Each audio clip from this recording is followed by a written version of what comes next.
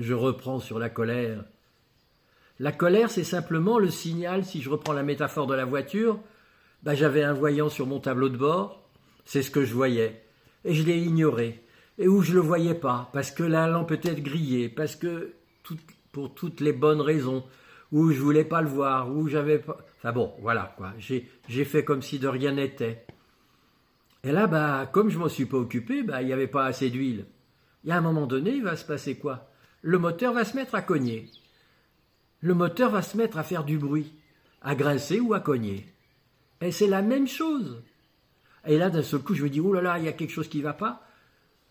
Et je vais me poser la question, je vais peut-être arrêter la voiture, je vais soulever le capot, je vais aller chez le mécanicien. Mais c'est ça, c'est exactement ça la colère. C'est un signal sonore qui doit me faire poser la question, que se passe-t-il? Pour pouvoir y répondre.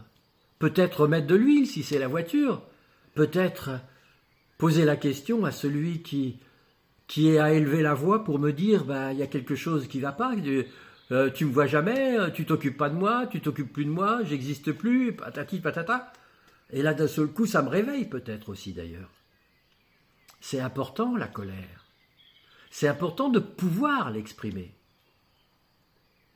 Malheureusement, souvent elle a été bloquée, interdite. Il ne faut pas faire trop de bruit. Ça dérange la colère. Et malheureusement, lorsqu'elle est interdite trop longtemps, c'est là où il va y avoir l'escalade. De la colère, il va y avoir de l'agressivité, de la violence. De la violence, il y a le viol, il y a le meurtre. Voyez, les besoins vitaux, lorsqu'ils ne sont pas respectés, on arrive à la mort à chaque fois. Là, je vais tuer l'autre, alors que dans la dépression, c'est moi que je tue. Mais c'est la même chose. À bientôt.